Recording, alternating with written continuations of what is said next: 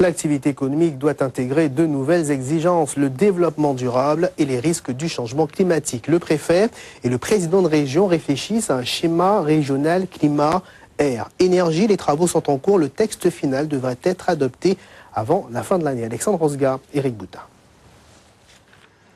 Quel serait l'impact d'un changement climatique sur la Guyane d'ici 10 à 20 ans? C'est cette démarche prospective qui sert de base à la concertation autour du schéma régional climat, air, énergie.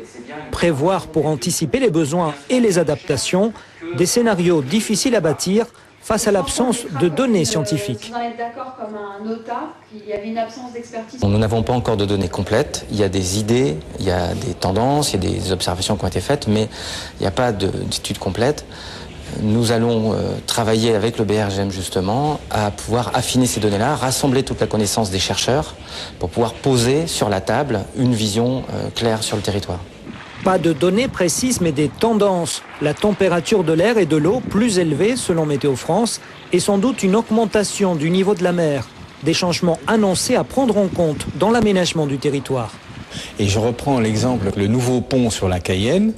Eh bien aujourd'hui, est-ce qu'on le fait avec les niveaux de marée qu'on connaît aujourd'hui, les flux, les risques de tempête qu'on connaît bien aujourd'hui, ou bien est-ce que on estime que ce niveau va augmenter à cause du changement climatique et donc il faut prévoir le pont un tout petit peu plus haut. Ça a des conséquences évidemment très importantes et au niveau technique et au niveau financier.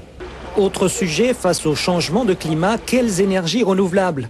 Les entreprises du photovoltaïque plaident pour un développement complémentaire de l'hydroélectricité et du solaire avec une possibilité de stockage. C'est quelque chose qui a commencé à être mis en place dans plusieurs des territoires, mais qui n'est pour l'instant pas testé en Guyane.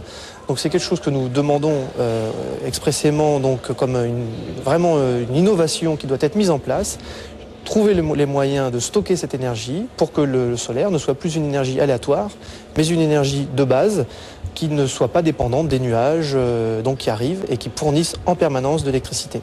Après la phase de concertation, l'élaboration de ce schéma doit aboutir avec des propositions concrètes avant la fin de l'année, quels que soient les caprices du temps.